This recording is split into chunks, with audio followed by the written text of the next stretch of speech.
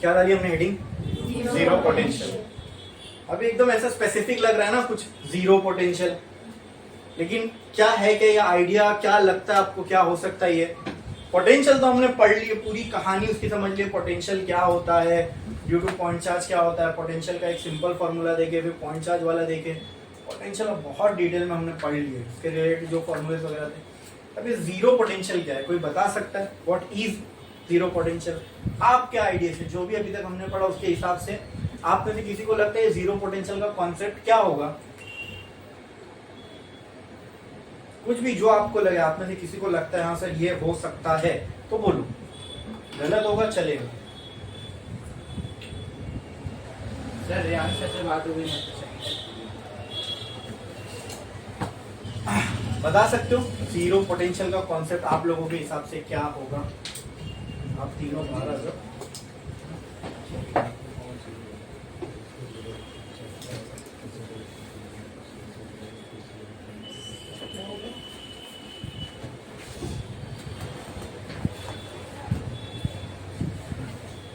बोलो, थोड़ा सा दिमाग लगाओ, कोई तो अटेम्प्ट करो, कोशिश तो करो, क्या होगा जीरो पोटेंशियल? सोचो। डिस्प्लेसमेंट नहीं होगा। अगर जीरो पोटेंशियल है तो हाँ ठीक है, चलो उन्होंने इसने जो दिमाग लगाया बस अपने हिसाब से ठीक कहा इसने कि सर अगर पोटेंशियल जीरो है तो वर्क डन भी जीरो होगा, वर्क डन जीरो तो डिस्प्लेसमेंट भी जीरो होगा, ठीक है। तो ये सोच के हिसाब से, जो अमान की सोच थी उसके हिसाब से उसने कहा कि हाँ सर मेरे हिसाब से ये है। बट ये जीरो पोटेंशियल ना दोस्तों, एक और जगह पे मैंने आपको पोटेंशियल जीरो होने का कंसेप्ट बताया था, अगर आपको याद होगा तो मैंने आपसे ये कहा था कि पोटेंशियल कोई एक पोजीशन पे हम निकाल ही नहीं सकते, तो हम क्या करते, हम हमेशा क्या निकालते, पोटेंशियल का डिफरेंस ही निकालते, लेकिन जो इनिशियल वाला पोटेंशियल होता है हमेशा हम उसको क्या मान के चलते हैं? जीरो। तो क्या यहाँ पर भी पोटेंशियल जीरो होने का कॉन्सेप्ट नहीं आ रहा? हम लोगों को अगर पोटेंशियल निकालना है बाय डिफॉल्ट, हमको जो इनिशियल वाला पोटेंशियल है या रेफरेंस वाला जिसको हमने रेफरेंस माना, उसको हमको क्या मान के चलना पड़ता है? जीरो। बस इसी ये, अच्छा जब तक आप ये करोगे नहीं आप कहीं का पोटेंशियल निकाल सकते हो? क्योंकि कोई एक पॉइंट पे पोटेंशियल आप डिफाइन कर ही नहीं सकते। वो करने के लिए आपको किसी ना किसी और जगह को रेफरेंस मानना पड़ेगा, और जिस जगह को भी हम रेफरेंस मानते हैं पोटेंशियल निकालने के लिए, उस जगह का हम पोटेंशियल क्या कंसीडर कर लेते हैं? To be zero. बराबर? तो यही कंसेप्ट है जीरो पोटेंशियल का, बस। ठीक है, ठीक है। लेकिन आप लोगों ने दिमाग लगाया, ये मेरे को अच्छा लगा, वो भी हो सकता था, लेकिन यहाँ पे जो हमको जीरो पोटेंशियल, ये एकदम क्लियर हो गया जीरो पोटेंशियल का कॉन्सेप्ट क्या है। क्या जीरो पोटेंशियल का कॉन्सेप्ट? जब भी हमको पोटेंशियल निकालना होता है हम एक पॉइंट पे निकाल नहीं सकते, लेकिन हम लिखते तो एक ही पॉइंट का है। जब हम बोल भी रहे कि हम निकाल नहीं सकते और लिखते भी एक पॉइंट का, ये हो सकता है क्या? नहीं। तो हम एक्चुअल में निकालते तो पोटेंशियल डिफरेंस ही है, लेकिन हम उस पोटेंशियल डिफरेंस में एक पॉइंट को रेफरेंस मानते हैं, और उस रेफरेंस पॉइंट का पोटेंशियल हम क्या कंसीडर कर लेते हैं? जीरो। तो इसी कंसेप्ट को हम जीरो पोटेंशियल का कॉन्सेप्ट बोलते हैं। समझ में आया कि अगर आपको पोटेंशियल निकालना है तो एक जगह का पोटेंशियल आपको जीरो मानना पड़ेगा, उसी को बोलते हैं जीरो पोटेंशियल। जैसे हमने पॉइंट चार्ज के केस में कहाँ का जीरो माना था? इंफिनिटी का। बराबर? क्लियर है? अगर दो पॉइंट है, जैसे मुझे यहाँ का कोई पोटेंशियल निकालना है या पोटेंशियल एनर्जी निकालनी है, तो अगर मैं ग्राउंड से निकालूंगा तो ग्राउंड को मैं क्या मानूंगा? मतलब मैंने मान के चला ग्राउंड की पोटेंशियल एनर्जी जीरो, लेकिन इसकी जीरो है क्या? नहीं। अब इसकी पोटेंशियल एनर्जी आप रोड से निकालो तो इसकी भी कुछ ना कुछ एनर्जी आएगी। बराबर ना? तो जीरो तो नहीं, हम मान रहे जीरो है। ठीक है, कैलकुलेट करने के लिए जीरो पोटेंशियल क्या है? कुछ नहीं है, जो अभी मैंने समझा वो अपने को इंग्लिश में निकला है। लिखो लिखो, in order to find remote देखो यहाँ पे नहीं क्या, in order to find potential at a point, in order to find potential at any point, ऐसा लिखो, a point की जगह at any point,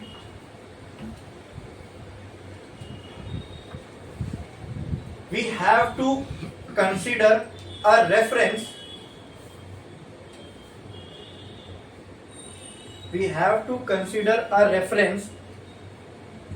for which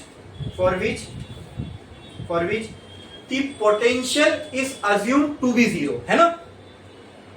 for which the potential, we have to consider a point for which the potential is considered, is assumed to be zero. This is called as zero potential.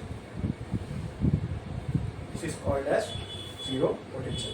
समझ में आया? जो हमने किया वही हमने लिखा. क्या लिखा हमने? In order to find potential at any point, किसी पॉइंट का पोटेंशियल निकालना होता है तो हमको क्या कंसीडर करना पड़ता है? एक रेफरेंस. अब वो चाहे रेफरेंस आप इंफिनिटी को कंसीडर करो, इसको करो, उसको किसको भी करो, लेकिन उस रेफरेंस का हम पोटेंशियल क्या मान के चलते हैं? तो वही हमने लिखा है, we have to consider a reference for which the potential is assume to be, मतलब उस रेफरेंस का जो पोटेंशियल हम क्या अज्यूम करके चलते हैं? जीरो. इसी को बोलते हैं जीरो पोटेंशियल. ये एक छोटा सा कॉन्सेप्ट था, मुझे पोटेंशियल में बता देना चाहिए था, वहां रह गया तो मैंने यहाँ पे बता दिया. मैंने बोला ना अभी छोटे मोटे यहाँ वाले जो कॉन्सेप्ट बच्चे कुछ है वो खाली बाकी है, बाकी जो मेजर अच्छे बड़े कॉन्सेप्ट है पूरे चैप्टर के वो हमने कवर कर लिए. समझ में आया? ठीक है, ये लिखा आपने. जीरो पोटेंशियल हो गया. अब नेक्स्ट जो टॉपिक है, एक लाइन छोड़ो, स्टार डालो, हाँ, और हेडिंग लगाओ, types of dielectric.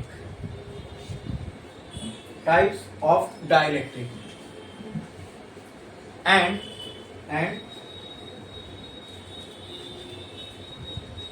Electric polarisation. मतलब अभी हम लोग दो टॉपिक पढ़ने वाले दोस्तों इसमें. पहला टाइप्स ऑफ डाइलेक्ट्रिक, ये तो आपके सिलेबस में है. इलेक्ट्रिक पोलराइजेशन आपके सिलेबस में नहीं है, वो एंट्रेंस का कॉन्सेप्ट है. लेकिन ये इसके अंदर ये कवर हो जाता है, कोई इसको अलग से हमको करने की जरूरत ही नहीं है, इसी में वो कवर हो जाएगा ऑटोमेटिक. तो मैं यही आपको बता भी दूँ.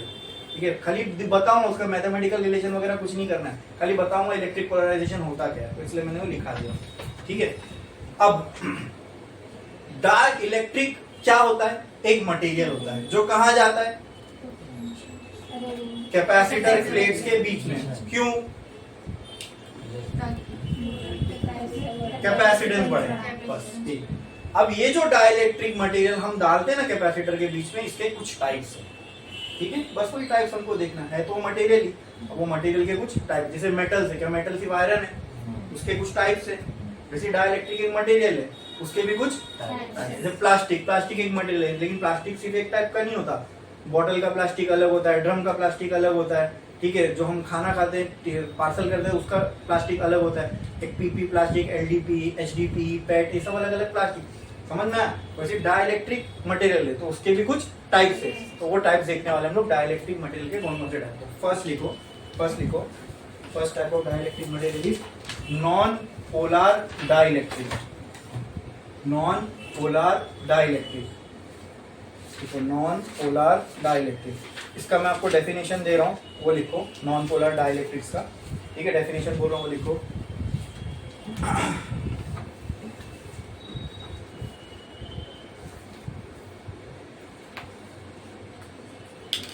The material in which,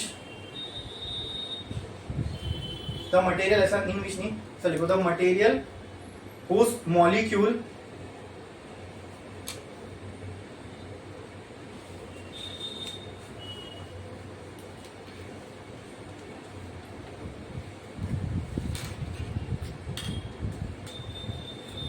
cut कर दो, ये पूरा कट कर दो, फिर से लिखो.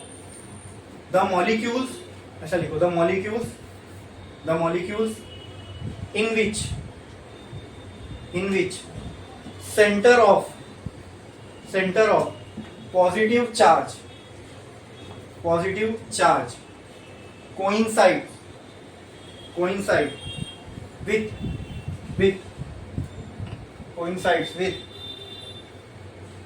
the center of negative charge, with the center of negative charge, with the center of negative charge.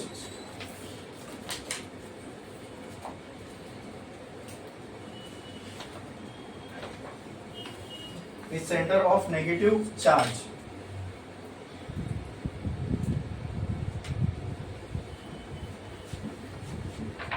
are called as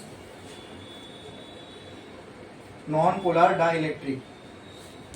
are called as non polar dielectric. एक लाइन छोड़ो और लिखो such molecules are symmetric, such molecules are symmetric in shape, symmetric in shape।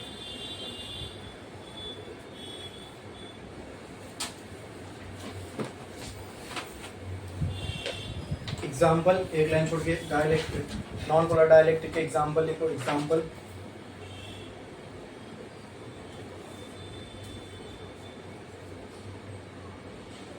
O2, CO2,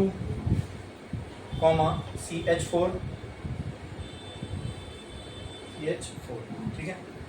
चलो और देखते हैं। देखो ऐसे मटेरियल दोस्तों जिनमें पॉजिटिव चार्ज और नेगेटिव चार्ज यानी इनका मॉलिक्यूल, देखो एग्जांपल लो, मॉलिक्यूल ऐसे छोटे छोटे छोटे छोटे ऐसे गोल गोल होंगे। हाँ, ये मॉलिक्यूल तो ऐसा सर्कल दिखेगा मॉलिक्यूल की स्फीयर, आप बताओ। मॉलिक्यूल्स यस स्फीयर होगा ना, 3D में एग्जिस्ट करेगा मॉलिक्यूल।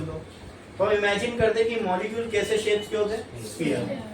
हाँ, अब पोलर नॉन पोलर डाइलेक्ट्रिक के मॉलिक्यूल कैसे होंगे, ऐसे कि इनका ये ऐसे मॉलिक्यूल्स होंगे, यानी नॉन पोलर मटेरियल वो होता है जिसके मॉलिक्यूल्स में पॉजिटिव चार्ज और नेगेटिव चार्ज एक उनके जो सेंटर है एक दूसरे पे कोइंसाइड करते। क्या करते? अब क्या करते? कोइंसाइड करते। क्या करते? अभी कोइंसाइड का मतलब क्या होता है? कोइंसाइड का मतलब होता है एक के ऊपर एक आ जाना, बस। ठीक है, ठीक है, और मैच हो जाना। एग्जाम्पल, मैंने एक पेज लिया, उसके सेंटर पे एक प्लस बनाया। ठीक है, जैसे मान लो ये बुक लिया मैंने, इसके सेंटर पे एक प्लस बनाया।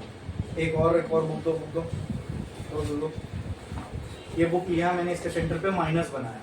ठीक है तो ये दो अलग अलग बुक, लेकिन अगर मैं इसको ऐसा आमने सामने रख दूं तो क्या इसके सेंटर एक दूसरे के ऊपर आ जाएंगे?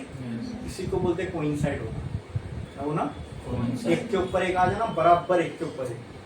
ठीक है, समझ में? मतलब ये है तो अलग है, साइड से देखने पे अलग दिखेगा, लेकिन तुम सामने से अगर देखोगे तो तुमको क्या लगेगा कि माइनस के ऊपर ही प्लस रखा गया है।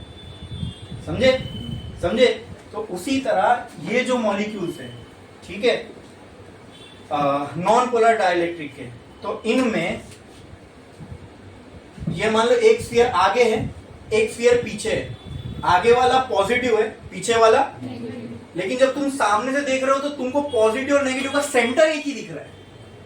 सेंटर तुमको, क्यों? क्योंकि तुम सामने से देख रहे हो ना, तो तुमको पीछे वाला सेंटर थोड़ी दिखेगा, आगे वाला ही सेंटर दिखेगा। क्यों ऐसा हो रहा है? क्योंकि ये उसका सेंटर और उसका सेंटर दोनों एक लाइन में, इसी को कोइंसाइड होना बोलते हैं। एक के ऊपर एक आ गए। समझ में आया? समझ में आया? क्लियर है कि नहीं क्लियर है? समझ में आया? ठीक है, तो नॉन पोलर डाइलेक्ट्रिक को मैं कुछ इस तरीके से बना सकता हूं। मान लो अगर ये नॉन पोलर डाइलेक्ट्रिक का मटेरियल है और ये सब उसके मॉलिक्यूल्स है। ठीक है, आई बात समझ में? तो आपको कैसे दिखेगा मालूम है? आपको पॉजिटिव अगर आगे है, नेगेटिव पीछे है, लेकिन आपको दोनों के सेंटर एक ही दिखेगा। क्यों? क्योंकि दोनों के सेंटर क्या हो रहे? पढ़ो क्या लिखे हमने? The molecule in which centre of positive charge and centre of coincide each other. मतलब एक मॉलिक्यूल आगे है, एक मॉलिक्यूल पीछे है। जैसे कि ये दिख रहा है, मान लो अगर ये पॉजिटिव है, ये दोनों नेगेटिव है, लेकिन अगर मैं इसको ऐसे साइड से देखूं तो मुझे तो एक साथ ही दिख रहे ना। क्यों? क्योंकि इन तीनों के सेंटर क्या हो रहे? कोइंसाइड हो रहे। क्या हो रहे? कोइंसाइड हो रहे। तो इसलिए इसका डायग्राम हम सिंपल वे में कैसा बनाते हैं? ये मान लो मॉलिक्यूल है, इसी के पीछे मान लो नेगेटिव है, लेकिन मुझे तो सामने एक ही सेंटर दिखेगा, तो मैं इसको ऐसे प्लस माइनस एक साथ, यानी आप फर्क नहीं बता सकते कि कहां पॉजिटिव है और कहां, क्योंकि आपको सामने से सिर्फ एक ही सेंटर दिख रहा है, वो दोनों सेंटर कोइंसाइड हो रहे। तो इस तरीके से हम बता सकते हैं। ये हो गया नॉन पोलर डाइलेक्ट्रिक का एक सिंप्लीफाइड डायग्राम। ठीक है, एग्जांपल में हमने लिखा CO2, तो कुछ ऐसा होता है ये।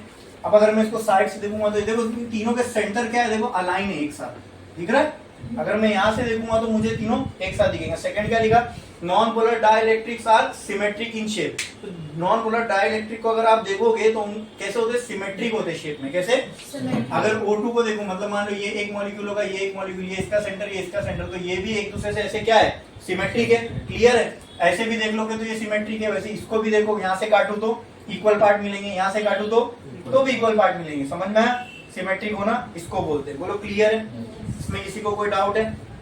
समझ में आया? पोलर डाइलेक्ट्रिक और नॉन पोलर डाइलेक्ट्रिक समझा? ऐसे मटेरियल जिनके मॉलिक्यूल्स, पॉजिटिव वाले मॉलिक्यूल और नेगेटिव वाले मॉलिक्यूल के जो सेंटर है वो क्या होंगे, कोइंसाइड। क्या होंगे? कोइंसाइड। ऐसे को ही बोलते हैं। मतलब इसमें आप पॉजिटिव अलग है और नेगेटिव, पॉजिटिव नेगेटिव को आप अलग अलग डिफरेंशिएट कर सकते हो क्या? क्योंकि आपको तो दोनों एक ही साथ दिख रहे, आपको सेंटर एक ही दिख रहा है। आप ये नहीं बोल सकते पॉजिटिव इधर है नेगेटिव इधर है, नहीं बता सकते। आप वहां पे पॉजिटिव नेगेटिव को डिफरेंशिएट नहीं कर सकते। क्यों? क्योंकि इनके सेंटर क्या हो रहे, कोइंसाइड हो रहे। तो एक लाइन छोड़ के ये भी लिख लो, we can not differentiate between positive and negative molecules. We can not, हाँ चलो, differentiate between positive and negative molecules before polarization. Before polarization, before polarization. अच्छा, इनका जो नेट मैग्नेटिक मोमेंट है, सॉरी नेट डाइपोल मोमेंट है, देखो अगर कहीं पे एक पॉजिटिव चार्ज है और एक नेगेटिव चार्ज है, दोनों इक्वल है, ये तो डाइपोल बना रहे हैं ना। एक पॉजिटिव चार्ज एक नेगेटिव चार्ज इक्वल अमाउंट का क्या बनाएगा, डाइपोल। क्या बनाएगा? अब डाइपोल बनाने के लिए बीच में डाइपोल का ये फॉर्मूला दिखता है आपको, P = 2Q × L, 2Q × L। ठीक है?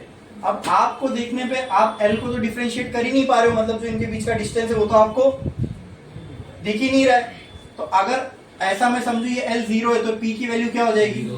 मतलब इसके लिए ये जो अपना नॉन पोलर डाइलेक्ट्रिक है, इसके लिए नेट डाइपोल मूवमेंट क्या होता है? P नेट क्या होगा? 0। क्या होगा? P नेट क्या होगा? क्यों 0 होगा? समझ में आया? क्योंकि हम लोग इनके ये एक दूसरे पे कोइंसाइड कर रहे हैं। उस कोइंसाइड होने की वजह से हम डिफरेंशिएट नहीं कर पा रहे कि इनकी लेंथ, पॉजिटिव और नेगेटिव के बीच की लेंथ क्या है। समझ में आया? क्लियर है? क्लियर है? हाँ। और अगर होगा भी, अगर आप मान लो एक पॉजिटिव आगे एक नेगेटिव उसके पीछे, ठीक है, तो अगर कोई डाइपोल का मोमेंट इस डायरेक्शन में तो कोई और एक डाइपोल होगा जिसका मोमेंट उसके अपोजिट डायरेक्शन में होगा। तो अगर मैं एक इस डायरेक्शन में, इस डायरेक्शन में, और वेक्टर क्वांटिटी है, तो वेक्टर क्वांटिटी, दो वेक्टर क्वांटिटी अगर अपोजिट डायरेक्शन में और इक्वल हो तो एक दूसरे को क्या कर देगी? कैंसिल कर देगी। ठीक है? तो नेट डाइपोल मूवमेंट पूरे मटेरियल के लिए क्या होता है? 0 ही होता है। क्या होता है? तो नॉन पोलर डाइलेक्ट्रिक के नीचे ये डायग्राम बना।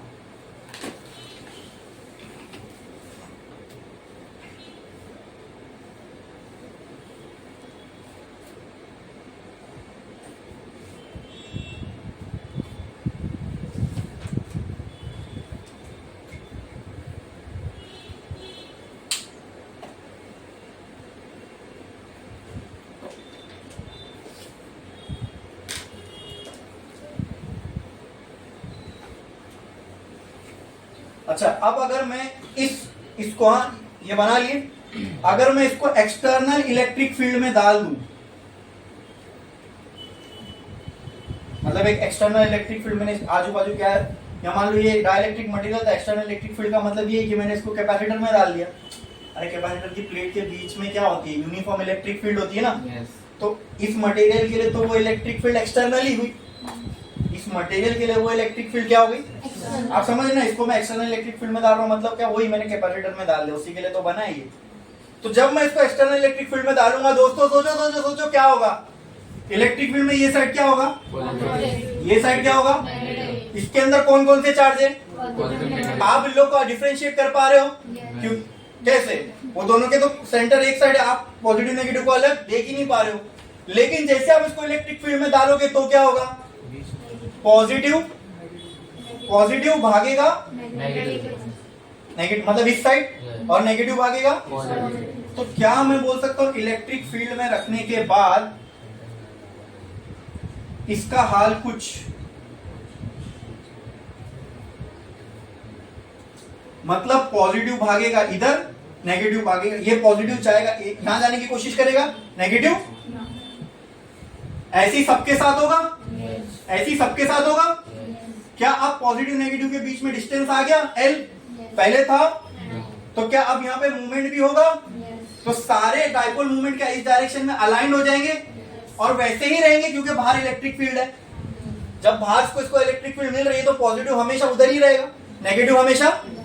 तो अब क्या नेट डाइपोल मूवमेंट देखो जीरो है।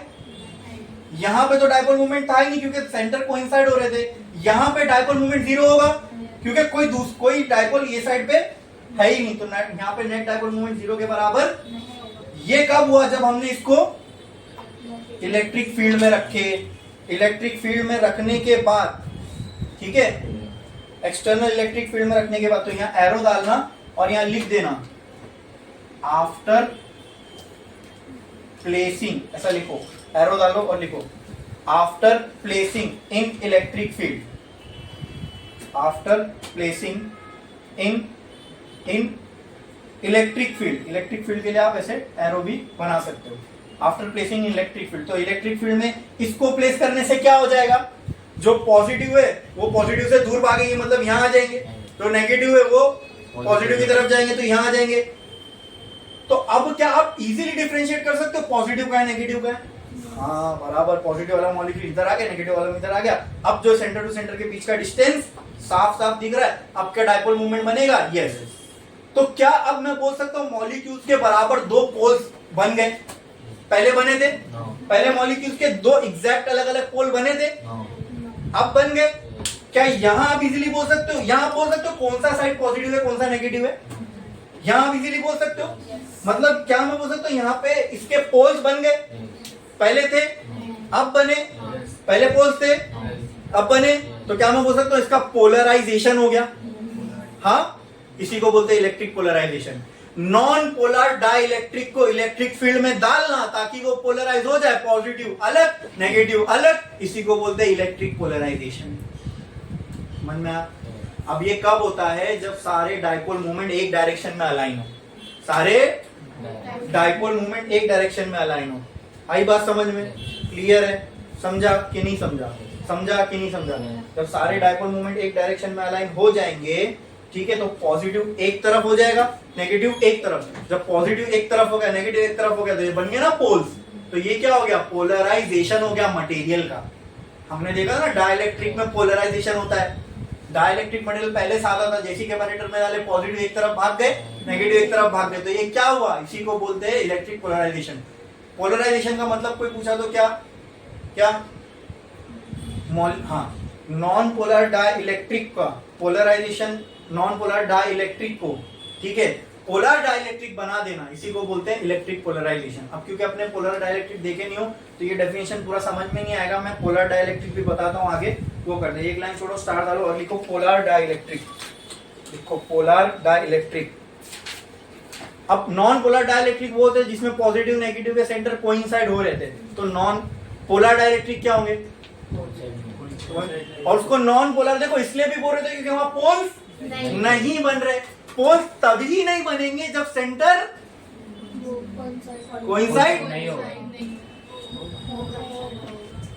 ये कौन सा था? Non polar. नॉन पोलर क्यों बोल रहे? क्योंकि यहाँ पोल्स नहीं क्यों है? क्योंकि सेंटर कोइंसाइड हो रहे। देखो याद करने के लिए 2 मिनट नहीं, non polar dielectric centre coincide नहीं हो रहे बस। अभी अपन कंसेप्चुअली देखें तो नॉन पोलर डाइलेक्ट्रिक मतलब क्या? जिनमें पोल्स नहीं बने। क्यों नहीं बने? क्योंकि उनके सेंटर कोइंसाइड हो रहे, इसलिए तो नहीं बने। आई बात समझ में? क्लियर है? तो पोलर डाइलेक्ट्रिक क्या होंगे? जिनके ऑलरेडी पोल्स बने हुए होंगे। अगर उनके ऑलरेडी पोल्स बने हुए इसका मतलब उनके सेंटर, तो इसका डेफिनेशन क्या बनेगा? The molecule in which centre of end, बोलो, एंड नेगेटिव चार्ज, क्या लिखोगे?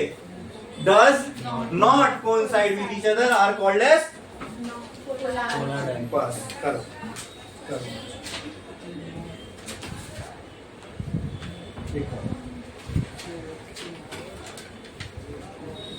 तो आप बोलोगे, तो पहले ये लिख लो, फिर उसके बाद एक पॉसिबिलिटी पे डिस्कशन करते हैं।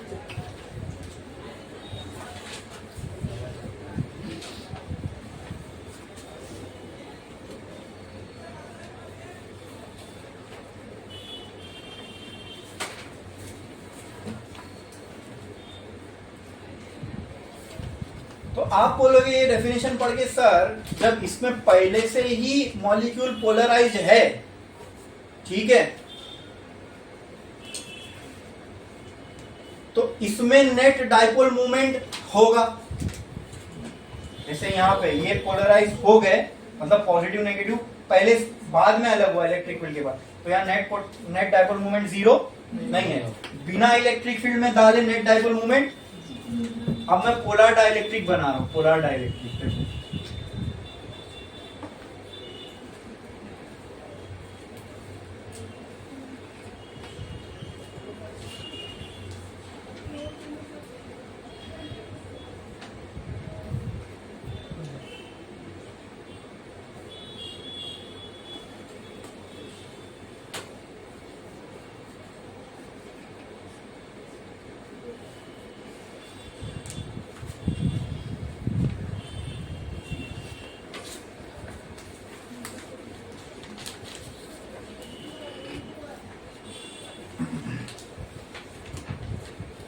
इसके एग्जांपल्स भी लिख लो नीचे, example of polar dielectric material. अच्छा, नॉन पोलर में आपने ये बनाए थे, बना लीजिए एग्जांपल CO2 का पोलर वाले में, नॉन पोलर में, ताकि दिखे आपको सिमेट्रिक भी है।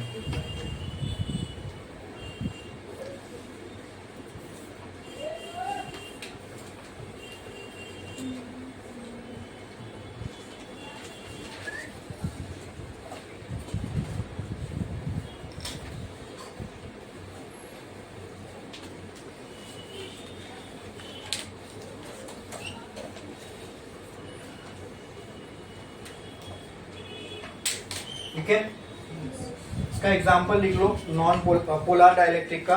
देखो H2O comma HCl comma NH3 ठीक है। और एक लाइन जोड़ो, देखो such molecules are not symmetric in shape, such molecules are not symmetric in shape, are not symmetric in shape, such molecules are not symmetric in shape। ठीक है, अब ऐसे मॉलिक्यूल जिनमें पॉजिटिव और नेगेटिव चार्ज के centre एक दूसरे से कोइंसाइड, मतलब आप बता सकते हो ये पॉजिटिव है ये नेगेटिव है, दोनों के सेंटर एक के ऊपर एक।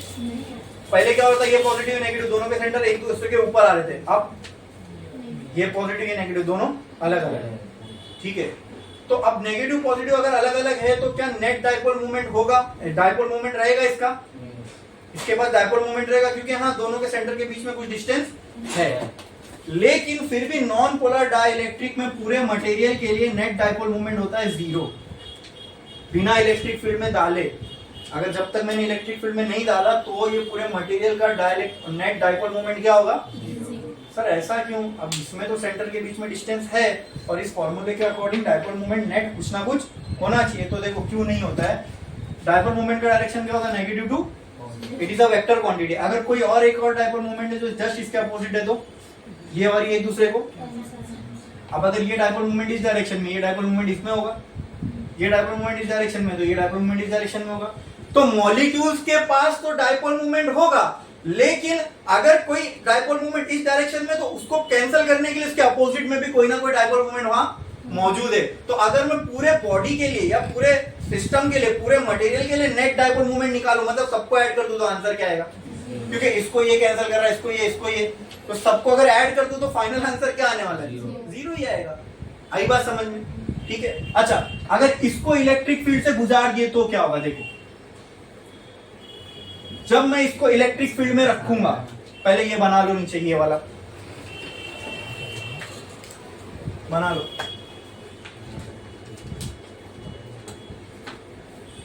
ऐसा ही बनाओ ताकि इसको आपको क्लियरली समझ में आए, ठीक है।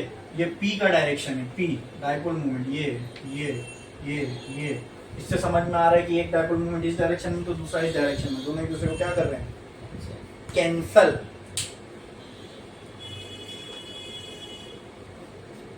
पॉजिटिव नेगेटिव बराबर बनाना, कैंसिल होते हुए दिखना चाहिए तो समझ में आएगा अच्छे से।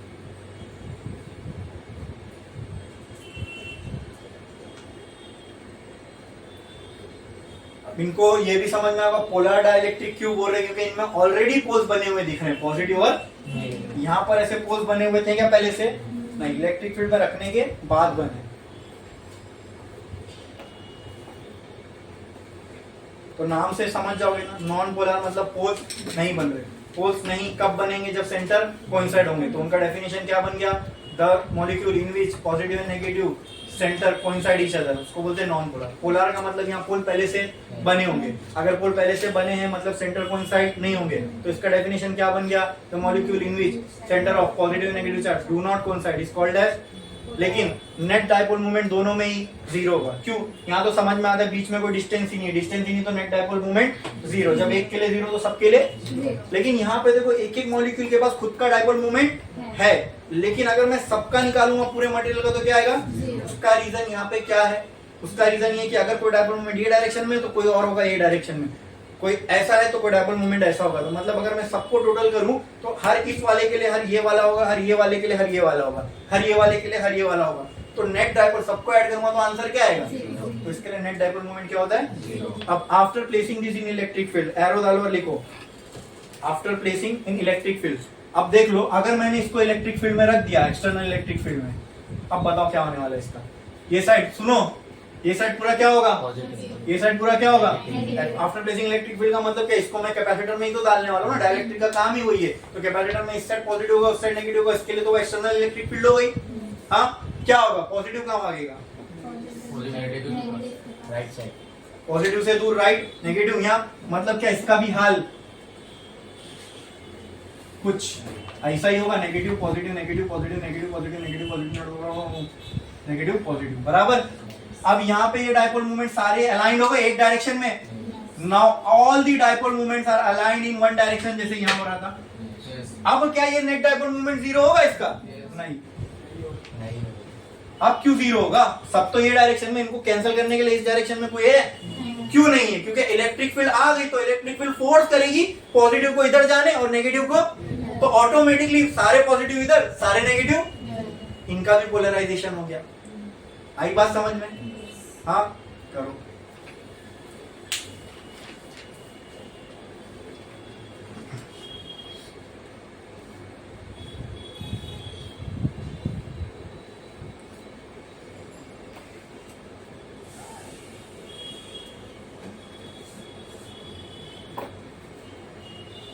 समझ में आया ना, पोलर और नॉन पोलर डाइलेक्ट्रिक में फर्क क्या है। अच्छा, ये सिमेट्रिक भी नहीं होंगे। देखो यहाँ पे आपको दिख रहा होगा H2O के लिए बना लो ये। अब इसको अगर मैं यहाँ से काटूं तो आपको लगेगा सिमेट्रिक है, लेकिन यहाँ से काट दूं तो थोड़ी ना सिमेट्रिक होगा, ठीक है। सिमेट्रिक बोले तो फिर हर जगह से सिमेट्रिक होना चाहिए। ये एक एग्जांपल H2O का बना लो, यहाँ आपको दिखेगा नेगेटिव पॉजिटिव के बीच में यहाँ पे एक डायपोल मूवमेंट ऑलरेडी एग्जिस्ट कर रहा है, यहाँ पे ऑलरेडी एग्जिस्ट कर रहा है। यहाँ पे ऐसे एरो मैं बना सकता हूँ क्या, नेगेटिव नहीं बना सकता क्योंकि कोइंसाइड हो रहा है। ऐसा एक डिस्टेंस वाला एरो मैं वहां बना ही, यहाँ जैसा बना वैसे यहाँ बना ही नहीं सकता, ठीक है। H2O वाला एग्जांपल भी लिख लिए, बना लिए, ठीक है, समझ में आया। अब पोलराइजेशन किसको बोलते हैं, पोलर डाइलेक्ट्रिक हो या नॉन पोलर डाइलेक्ट्रिक हो, जब हम इनको एक्सटर्नल इलेक्ट्रिक फील्ड में रखते हैं तो इनके मॉलिक्यूल्स अलाइंड हो जाते हैं। मॉलिक्यूल की बजाय अगर मैं ये बोलूं तो जो हमेशा सही होगा, देखना, dipole movement gets aligned in the direction of electric field. ऑटो जब मैं यहाँ पर इसको इलेक्ट्रिक फील्ड में रखूं या इसको इलेक्ट्रिक फील्ड में, दोनों केस में पॉजिटिव उधर भागेगा नेगेटिव इधर भागेगा, तो ऑटोमेटिकली जो डायपोल मूवमेंट है वो इसी डायरेक्शन में होगा। मतलब इलेक्ट्रिक फील्ड के ही डायरेक्शन में हमेशा बनेगा डायपोल मूवमेंट। बस इसी को बोलते हैं पोलराइजेशन होना। इसी को क्या बोलते हैं, polarisation. The alignment of dipole movement of the molecules in the direction of electric field is called as electric polarization. Electric polarization. अब वो चाहे नॉन पोलर डाइलेक्ट्रिक हो चाहे नॉन पोलर हो। अक्सर ऐसा लगता है अपने को कि नॉन पोलर डाइलेक्ट्रिक को पोलर बनाना, इसको बोलते हैं इलेक्ट्रिक पोलराइजेशन। उसको भी बोलते हैं, उसको भी बोलते हैं, समझे। लेकिन अगर मेरे को पोलराइजेशन एकदम क्लियरली डिफाइन करना हो तो वो तो आधा डेफिनेशन होगा। क्या मैं पोलर डाइलेक्ट्रिक को इलेक्ट्रिक फील्ड में रखूं तो क्या उसका पोलराइजेशन नहीं होगा? होगा ना, अरे होगा ना। ये नॉन पोलर था, मतलब इसमें पोल्स नहीं बने थे, तो इलेक्ट्रिक फील्ड में रखे तो पोल्स बन गए। तो क्या नॉन पोलर को इलेक्ट्रिक फील्ड रखने से पोलराइज हो जाएगा? सिर्फ यही पोलराइजेशन होता है? नहीं। तो इसका क्लियर डेफिनेशन, वो भी तो पोलराइज हुआ, उसके भी प्रॉपर पॉजिटिव अलग हो गए, नेगेटिव। तो इसको अगर मुझे क्लियरली डिफाइन करना है तो क्या मैं ऐसा बोल सकता हूं, the alignment of dipole movement of molecules in the direction of electric field is called as electric polarization। तो एक स्टार डालो और लिखो इलेक्ट्रिक पोलराइजेशन, स्टार डालो और लिखो इलेक्ट्रिक पोलराइजेशन। ये एकदम मैंने आपको जो डाइलेक्ट्रिक का कॉन्सेप्ट है बहुत सिस्टमेटिक वे में बताया, बहुत पैटर्न वाइज बताया, और आपकी नोट्स भी एकदम परफेक्ट बन गई है इसकी, ठीक है। खाली एक बार यहाँ पे रीड करोगे पूरा डाइलेक्ट्रिक, पूरा नॉन पोलर और पूरा पोलर डाइलेक्ट्रिक समझ में आ जाएगा, ठीक है। और इन्हीं का क्या होता है? पोलराइजेशन होता है। अब उसको पोलराइज हुआ ये कब बोल सकते हैं? जब dipole movement of molecules gets aligned in the direction of, लिखो, when the dipole movement, bracket में लिखना p वेक्टर, है ना, ऐसा लिखोगे ना, p vector dipole movement, when the dipole moment p vector of molecules, of all the molecules in the material, of all the molecules in the material gets aligned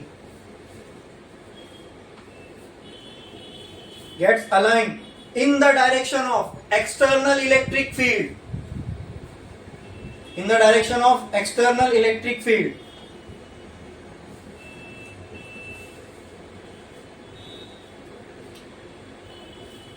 this is called as electric polarization. This is called as electric polarization. This is called as electric polarization. अच्छा, मुझे बताओ दोस्तों कि जब मैं dielectric material को अंदर डालूंगा तो ये जो पोलराइजेशन है डाइलेक्ट्रिक मटेरियल के अंदर के जो मॉलिक्यूल्स है उनका क्यों हो रहा है? जब मैं डाइलेक्ट्रिक मटेरियल को अंदर डालूंगा तो इनका पोलराइजेशन होगा, क्यों, किसकी वजह से? वेरी गुड, किसकी वजह से? इलेक्ट्रिक फील्ड की वजह से। इलेक्ट्रिक फील्ड वो चीज है जो पॉजिटिव को वहां फेंक रही है और नेगेटिव को इधर, यही पोलराइजेशन करवा रही है ना। तो क्या मैं बोल सकता हूं ये इलेक्ट्रिक फील्ड की ताकत जितनी ज्यादा होगी उतना दूर पॉजिटिव चार्ज भागेगा और उतना दूर नेगेटिव चार्ज भागेगा। मतलब कहना से the value of electric field before putting the dielectric, अगर वो स्ट्रॉन्ग होगी इलेक्ट्रिक फील्ड, क्योंकि अब तक आपने डाइलेक्ट्रिक डाला ही ना, तो डाइलेक्ट्रिक डालने से पहले की जो इलेक्ट्रिक फील्ड है वो अगर बहुत स्ट्रॉन्ग है तो डाइलेक्ट्रिक डालने के बाद क्या होगा? नहीं भाई, इलेक्ट्रिक फील्ड स्ट्रॉन्ग नहीं होती, डाइलेक्ट्रिक डालने के बाद कम होती है। ये हमने ऑलरेडी स्टैब्लिश कर चुके हैं। हाँ, मैं आपको बस ये समझाना चाह रहा हूं कि अगर ये पॉजिटिव को दूर दूर फेंकना है, नेगेटिव को, मतलब पॉजिटिव नेगेटिव को अच्छा पोलराइजेशन करना है, तो उसके लिए इलेक्ट्रिक फील्ड का क्या होना जरूरी है? स्ट्रॉन्ग। लेकिन कौन सी वाली इलेक्ट्रिक फील्ड? जो डाइलेक्ट्रिक डालने से पहले है ना, अरे यही फील्ड तो पोलराइजेशन करवाएगी। और डाइलेक्ट्रिक डालने से पहले की जो इलेक्ट्रिक फील्ड है, क्या उसको हम ई नॉट बोलते हैं? तो क्या मैं बोल सकता हूं जितना ज्यादा इलेक्ट्रिक पोलराइजेशन लिखा आपने उसके ब्रैकेट में लिखना कैपिटल P। अब ये P और वो P में फर्क नहीं बता पाओगे आप, क्योंकि आपकी 4 लाइन्स वाली बुक नहीं है ना, 2 लाइन वाली है। तो लेकिन ये समझ जाना, ये इलेक्ट्रिक पोलराइजेशन कैपिटल P है। क्या? अगर ये P पोलराइजेशन ज्यादा हो मतलब एकदम सारे के सारे पॉजिटिव यहां भाग जाए, सारे के सारे नेगेटिव यहां भाग जाए, अगर ये होना है, ये करना है, तो उसके लिए क्या होना जरूरी है? जो इलेक्ट्रिक फील्ड है कैपेसिटर प्लेट के बीच में उसका स्ट्रॉन्ग। तो क्या मैं बोल सकता हूं ये जितना ज्यादा होगा ये उतना ज्यादा होगा? ओ सॉरी, इसका इफेक्ट ये है। तो क्या मैं बोल सकता हूं जितनी ज्यादा इलेक्ट्रिक फील्ड होगी उतना ज्यादा पोलराइजेशन होगा, बोल सकता हूं। तो कहने से both are directly proportional to each other. Electric field बढ़ेगी कैपेसिटर प्लेट के बीच में तो पोलराइजेशन बढ़ेगा। समझा कि नहीं समझा? जितनी स्ट्रॉन्ग इलेक्ट्रिक फील्ड होगी उतना ज्यादा पॉजिटिव वहां भागेगा, जितना पॉजिटिव वहां भागेगा उतना नेगेटिव यहाँ ज्यादा होगा। समझे ना? हाँ, अब पॉजिटिव साइन हटानी है, इक्वल टू लाना है तो क्या इंट्रोड्यूस करना पड़ेगा? कांस्टेंट। ठीक है, तो ये कांस्टेंट है काय। ठीक है, इसको हम इंट्रोड्यूस करते हैं, ये रिप्रेजेंट करता है, इसका एक नाम भी है। जैसे इसको बोलते P है लेकिन ये पोलराइजेशन को रिप्रेजेंट करता है, इसको बोलते E है लेकिन ये इलेक्ट्रिक फील्ड को रिप्रेजेंट कर रहा है। वैसे ये जो जा है ये रिप्रेजेंट करता है इलेक्ट्रिक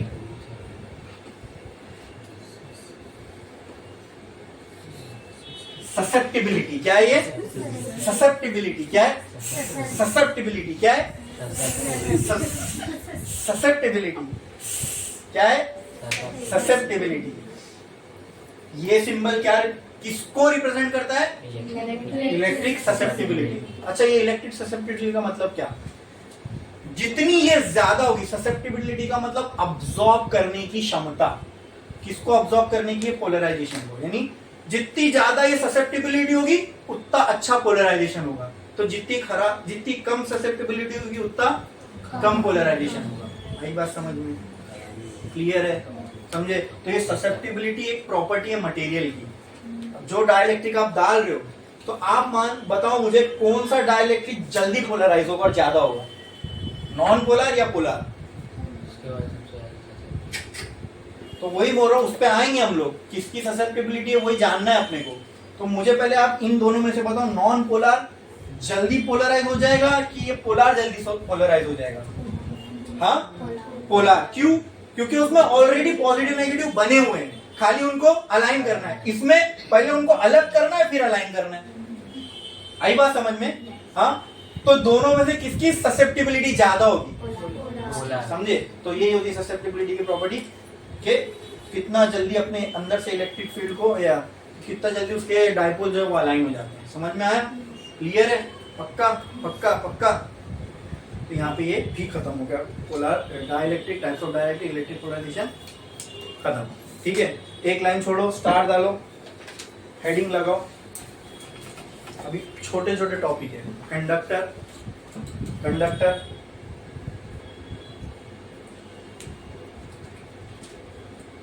ये लिखना है तो लिख लो, चलेगा। वैसे ये आपके सिलेबस में नहीं है। आपके सिलेबस में ये जैसे पोलराइजेशन है ना, इलेक्ट्रोस्टैटिक में पढ़ रहे, इलेक्ट्रोस्टैटिक में चार्ज रेस्ट पे। अब एक स्टडी करेंगे जहाँ चार्ज मोशन में होगा, जहाँ चार्ज मोशन में होगा वहाँ मैग्नेटाइजेशन हो जाएगा। क्या हो जाएगा?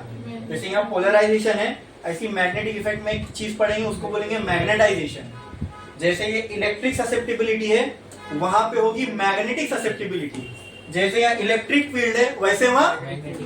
ये पढ़ाने का एक छोटा सा रीजन ये भी था कि अगर यहाँ ये पढ़े हो ना तो ऐसी सेम एनालॉगस कंसेप्ट का आने वाला है मैग्नेटिज्म में। इलेक्ट्रोस्टैटिक्स है वो इलेक्ट्रोडायनेमिक्स है, वहां आएगा। समझे? ठीक है, बस ये टर्म्स चेंज हो जाएंगे, ऐसे ही रहेंगे। P की जगह वहां पे मैग्नेटाइजेशन, यहाँ पोलराइजेशन है वहां मैग्नेटाइजेशन आ जाएगा M। ये सिंबल यही रहेगा, लेकिन बस यहाँ ये इलेक्ट्रिक ससेप्टिबिलिटी बता रहा है, वहां पे मैग्नेटिक ससेप्टिबिलिटी बताएगा। यहाँ इलेक्ट्रिक फील्ड की होने से ये हो रहा है, वहां मैग्नेटिक फील्ड के होने से ये होगा। समझे? यहाँ पे इलेक्ट्रिक डायपोल है, वहां पे मैग्नेटिक डायपोल होगा। देखना सेम एनालॉगस। तो सोचो कितने इंपॉर्टेंट है ये चैप्टर इलेक्ट्रोस्टैटिक ये सब। इसलिए मैं कहता हूँ 11th का भी समझना जरूरी है, क्योंकि अगर पहले तो इलेक्ट्रोस्टैटिक 12th में, उसके लिए अगर पूरा इलेक्ट्रोस्टैटिक अच्छे समझ में आएगा तो इसके कई एनालॉगस कंसेप्ट मैग्नेटिक इफेक्ट में, मैग्नेटिज्म में। तो आपको कुछ नहीं करना है, खाली सेम टू सेम वहां करना है, टर्म्स चेंज हो जाएंगे, पूरा कंसेप्ट वही रहेगा। तो सोचो कितने इंपॉर्टेंट चैप्टर और 11th में हम लोग छोड़ के आ जाते हैं। जबकि ये चैप्टर का जो बेस है अगर यहाँ समझ में आएगा तो इसी को एज इट इज फिर दोबारा मेहनत करने की जरूरत नहीं है। ये सेम टू सेम कंसेप्ट पूरे सेम होते, खाली टर्मिनोलॉजीज चेंज हो जाती है। इलेक्ट्रिक के लिए वो मैग्नेटिक के लिए बन जाएगी, बस पूरा काम वैसी। समझे? बोले पूरा समझ में आया? कंडक्टर लिखे, उसका डेफिनेशन लिखो। क्या? A person which gives ticket in our BST bus is called as, यही होगा ना? हाँ, तो लिखो the materials which have free electrons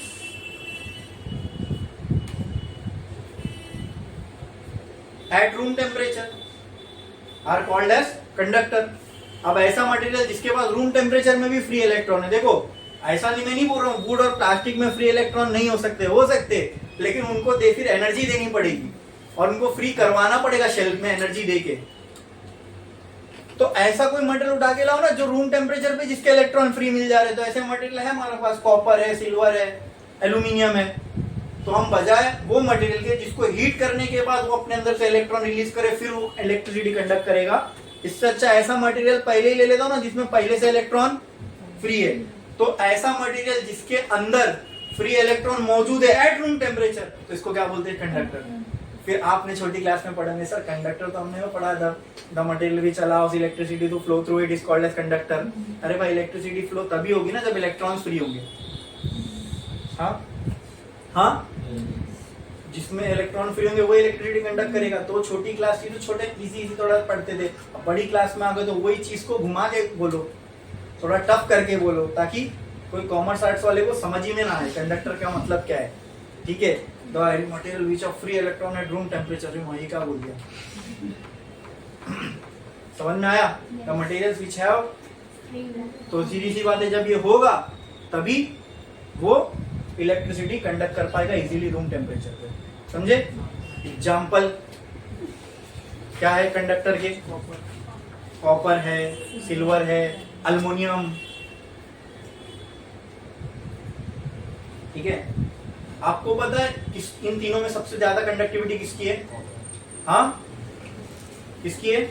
और अच्छा, कंडक्टिविटी जितनी ज्यादा होगी रेजिस्टेंस उतना कम होगा। मतलब अगर वो वायर लगाओगे, जैसे आपने कॉपर चेंज करके एल्यूमिनियम की वायर लगा दिया ना, तो बिल ज्यादा आएगा। क्यों? क्योंकि उसका रेजिस्टेंस ज्यादा है, करंट को फ्लो में ताकत लग रही है, वो एनर्जी जितनी जाएगी उसका कॉस्ट आप पे करोगे। ठीक है, करके देखना। अगर आपने पूरी घर की शुरुआती तौर पे तो सस्ती पड़ेगी आपको कॉपर से, लेकिन बिल आपका बहुत महंगा आएगा लॉन्ग रन में, क्योंकि उसका कंडक्टिविटी कम है। तो कंडक्टिविटी कम जब भी होगी जब रेजिस्टेंस ज्यादा होगा। सबसे अच्छी कंडक्टिविटी है चांदी की, सिल्वर की, कॉपर से भी अच्छी है। मतलब उसका अंदर से जब करंट फ्लो होता है तो रेजिस्टेंस कॉपर से भी कम होता है। लेकिन इसका मतलब ये नहीं ना कि घर में चांदी की वायरिंग कर दे। क्यों? क्योंकि वो बहुत महंगी आती है ना। जितने में कॉपर 1 किलो आएगा वो उसमें 10 ही ग्राम आएगी, हो सकता है ना। क्लियर है? तो वहां कॉस्ट भी देखना पड़ता है, समझे ना। हाँ, वरना घर पे चांदी की वायरिंग कर दो तो क्या होएगा? बिल कम आएगा, बिल चोर और क्या उल्टा। ये एक से एक फंडे इसके अंदर, बोलो क्लियर है? हाँ, तो सबसे ज्यादा अच्छी कंडक्टिविटी सिल्वर की होती है, इज अ गुड कंडक्टर। चलो नेक्स्ट, इंसुलेटर। तो इंसुलेटर क्या होते हैं? Which does not have free electron at room temperature, खत्म। अरे उसी को पैटर्न में बनाओ ना। इंसुलेटर क्या होते हैं? The material which does not have free electrons at room temperature are called as insulator। अब इनके अंदर होते ही अभी जैसे वुड है, प्लास्टिक है, इनमें भी इलेक्ट्रॉन्स तो है, लेकिन रूम टेम्परेचर पे फ्री नहीं है। ये कंडक्ट करेंगे, लेकिन तो इनको अगर कंडक्ट करवाना है तो पहले इनमें बहुत सारी हीट दो, इलेक्ट्रॉन को फ्री करवाओ, तब तक वो वुड ही जल जाएगा। Example would, plastic, glass.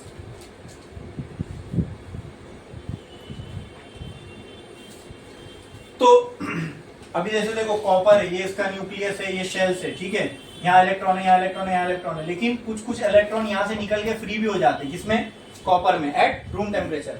लेकिन बाकी मटेरियल्स में, इंसुलेटर में आपको ये कोई चार्ज फ्री नहीं मिलेंगे। वो सब के सब कहाँ होंगे? शेल में। कहाँ होंगे? शेल में घूम रहे होंगे। मतलब ये फ्री नहीं है। फ्री नहीं है मतलब बाउंडेड है। बाउंडेड का मतलब समझ में आता है? बाउंडेड यानी कैद, किसी की जकड़ में। बाउंडेड लेबर का मतलब बंधुआ मजदूर, बंधा हुआ। बाउंडेड मतलब सिंपल, बंधा हुआ। ठीक है, बंधा हुआ मतलब वो आजाद नहीं है। आजाद नहीं है मतलब फ्री नहीं।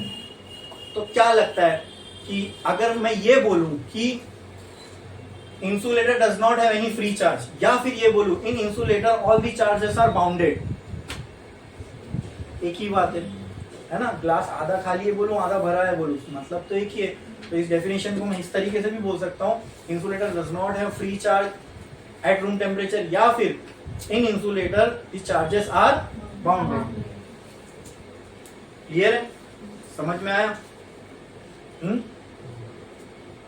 समझे? अब कंडक्टर समझ में आया, इंसुलेटर समझ में आया, कुछ मुश्किल था।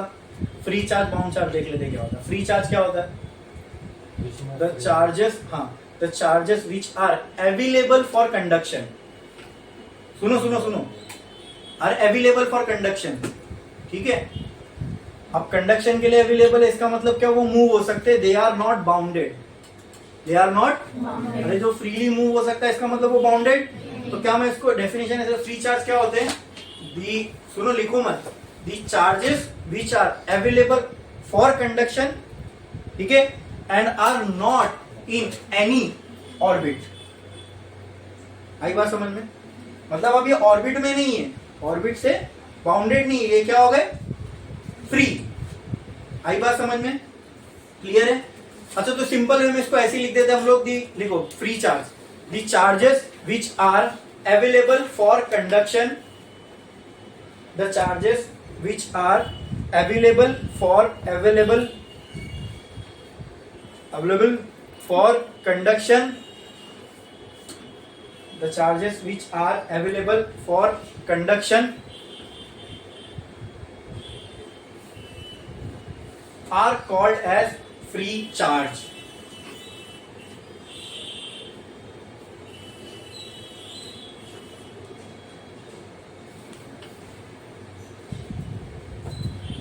या इसको थोड़ा सा और कट करो, the charges which are available for conduction and are not bounded in the shells, and are not bounded in the shells are called as free charge, are called as free charge. Next एक line छोड़ो और लिखो bounded charge. अब bounded charge क्या होगा, the charges which are bounded in the shell and are not available for, उल्टा इसका पूरा वाइस वर्सा कर दिया, और क्या लिखो, the charges which are bounded in the shell, the charges which are bounded in the shell and are not available for conduction. अच्छा, not available for conduction बोल रहा हूं, इसका मतलब क्या, इसका मतलब ये फ्री नहीं है मूव होने के लिए। अगर फ्री होते तो ये कंडक्शन करते, कंडक्शन का मतलब करंट को कंडक्ट करते, क्या करते, मतलब इनमें से हम कह सकते हैं कि करंट का फ्लो हो रहा है, लेकिन ये है क्या, नहीं, ये क्या है, बाउंडेड है, ठीक है। The charges which are bounded in the shell and are not available for conduction are called as bounded charge, are called as bounded charge. समझ में आया? क्लियर है? अब इसके पीछे की बहुत बड़ी कहानी के बाउंडेड क्यों होते हैं, तो बाउंड न्यूक्लियस से होते हैं। इलेक्ट्रॉन जो है न्यूक्लियस के अराउंड गोल गोल घूमता है। अब तुम जिसके अराउंड गोल गोल घूम रहे हो, जिसके चक्कर काट रहे हो, उसी के गुलाम हो, है ना। तो इलेक्ट्रॉन बाउंडेड है, किससे बाउंडेड है, किससे बंधा हुआ है, न्यूक्लियस का। क्यों बंधा हुआ है, अभी जैसे मान लो तुमने किसी से कर्ज लिया, ठीक है, तुम्हारे पास 10 लाख रुपए है खुद के, तो तुम पॉजिटिव 10 लाख में हो। तुम्हारे पास 10 लाख चले गए तो तुम जीरो पे हो। तुमने 10 लाख किसी से उधार लिए हो, तुम नेगेटिव में हो। ऐसे इलेक्ट्रॉन की, जब हम लोग आगे जाके मॉडर्न फिजिक्स में पढ़ेंगे, न्यूक्लियर इलेक्ट्रॉन की जो एनर्जी है ना, वो आपको नेगेटिव में मिलेगी। नेगेटिव क्या मिलेगी, मतलब इलेक्ट्रॉन जो एनर्जी का उधार लेके बैठा है। अब जिससे लेके बैठा है उसका बंधुआ हो गया, उसका गुलाम हो गया। इससे लेके वो जो बोलेगा करना पड़ेगा, है ना भाई। कोई किसी से उधार ले लिया, वो 2-4 कुछ बात भी बोल दे तो सुन के लेना पड़ेगा, कुछ बोल दिया करने तो करके लेना पड़ेगा। क्यों? क्योंकि उसके एहसान के बोझ तले हम लोग दबे हैं, बाउंडेड है उससे, बराबर। तो उसी तरह इलेक्ट्रॉन भी उधार लेके बैठा है एनर्जी का, किससे, न्यूक्लियस से। तो उसी के चक्कर लगाता रहता है, उसकी गुलामी कर रहा है, समझे। तो इसलिए वो फ्री नहीं है, न्यूक्लियस उसको अलाउ ही नहीं करता। अब कुछ मटेरियल ऐसे है जिसके जो आउटर शेल के इलेक्ट्रॉन है, उनके पास इतनी एनर्जी होती है, मतलब उनको अगर थोड़ी भी एनर्जी दे दो ना तो फ्री हो जाएंगे। मतलब न्यूक्लियस का उधार चुका के समझ रहे हो? न्यूक्लियस का उधार चुका के जितनी एनर्जी उससे फ्री हो जाएंगे। ठीक है, जैसे मेरे पास 20 लाख आ गए तो जिससे 10 लाख उधार ले तो उसके 10 लाख दे के 20 लाख, बाकी के 10 लाख उड़ा दूंगा। फिर जब उड़ाऊंगा फिर पैसे की जरूरत पड़ेगी तो फिर वो 10 लाख उधार। तो वही होता है, इलेक्ट्रॉन चाहता है एनर्जी। जैसे इलेक्ट्रॉन को वही मान लो 10 जूल एनर्जी चाहिए न्यूक्लियस से फ्री होने के लिए, उसको मिली 20 जूल, ले 20 से 10 लेके भागा, फिर वो 10 खर्चा करेगा, फिर वापस शेल में आता है। ये कहानी मालूम है ना, इलेक्ट्रॉन शेल जंप करते हैं, तो जंप करते हैं ना, रिटर्न भी वापस आते हैं, ये पता है, वापस आ जाते हैं। क्यों? क्योंकि जितनी एनर्जी चाहिए थी, बाउंडेड था, वो एनर्जी दी थी, एक्स्ट्रा लेके भागा, फिर वो यूज हुई, वापस आ गया। ठीक है, अपने कर्ता धर्ता के पास। हाँ, तो इस तरीके से समझोगे तो और अच्छे से समझ में आता है न्यूक्लियर इलेक्ट्रॉन की कहानी। बहुत मजेदार है और इतने डिफिकल्ट नहीं है, बहुत इजी है। आगे पीछे हम पढ़ेंगे, देखेंगे। अच्छा, यहाँ तक समझ में आया? तो यहाँ पे अपनी चारों छोटे छोटे टॉपिक भी खत्म। जीरो पोटेंशियल देख लिए, पोलर नॉन पोलर डाइलेक्ट्रिक देख लिए, इलेक्ट्रिक पोलराइजेशन देख लिए, फिर कंडक्टर, इंसुलेटर, ये सब कोई टॉपिक है क्या? कंडक्टर, इंसुलेटर, ये सब पढ़ने के 12th में। कंडक्टर, इंसुलेटर, फीचर, कौन सा, कोई भी छोटा मोटा बच्चा बता सकता है। ठीक है। अच्छा, नेक्स्ट जो टॉपिक है that is permittivity of medium. रुको, लेकिन अब अगर मैं ये शुरू करूंगा ना तो टाइम अपने को अलाउ नहीं करेगा ये पूरा मैं अच्छे से कर पाऊँ। ठीक है, तो बस ये एक ही छोटा सा टॉपिक बचा है, परमिटिविटी। उसके बाद एक टॉपिक है वेन डी ग्राफ, वो एक्चुअल में एक मशीन है। ठीक है, वो हम लोग देखेंगे नेक्स्ट लेक्चर में। तो आज के लिए बस इतना।